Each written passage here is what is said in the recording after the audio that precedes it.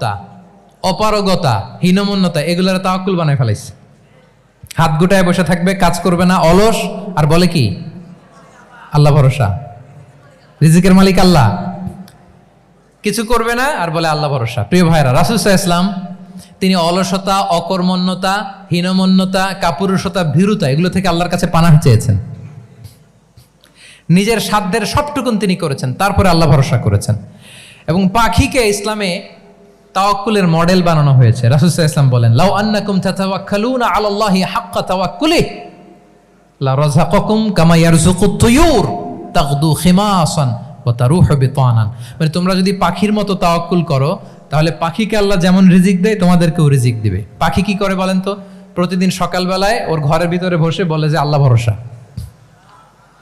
বলে বরঞ্চ কি করে সে সকাল সকাল কিচির মিচির রবে দিক দিগন্ত মাতিয়ে সে বের হয়ে যায়, সারাদিন ঘুরতে থাকে। তাহলে খালি পেটে সকালবেলায় পাখিগুলো বের হয়ে যায়, আকাশে বাতাসে ছুটে বেড়ায়, আর বিকেল বেলায় ওদর পূর্তি করে প্রতিটা পাখিকে তার নিড়ে ফিরিয়ে দেয় কে? আপনারা তো বোঝা অনেক সহজ। আপনাদের জাহাঙ্গীরনগর এটা তো নাকি পাখিদের অভয়ারণ্য শুনলাম আমি, কখনো আসা হয়নি আমার, দিনের বেলা আসা দরকার ছিল, তাহলে আপনাদের ক্যাম্পাস বিউটি আমি দেখতে পেতাম। তো পাখি কিন্তু বসে থাকে না, সকালে কি করে?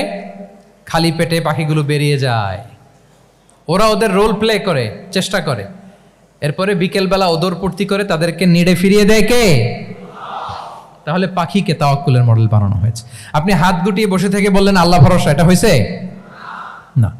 আপনি আপনার সর্বোচ্চটুকুন চেষ্টা করবেন, সব করার পরে এরপরে আপনি বলবেন আল্লাহ ভরসা। তাহলে তাওয়াক্কুল হলো প্রথমে যে কোনো জিনিস অ্যাচিভ করার জন্য পরিকল্পনা করা, তারপর সে পরিকল্পনা বাস্তবায়নের উপায় বের করা, তারপর বিভিন্ন উপায় উপকরণের সাহায্য নিয়ে সেটা অ্যাচিভ করার জন্য প্রাণান্তকর প্রচেষ্টা চালিয়ে যাওয়া, অবশেষে ফলাফলের জন্য কার উপর নির্ভর করা। দিস ইজ কল্ড তাওয়াক্কুল। এখন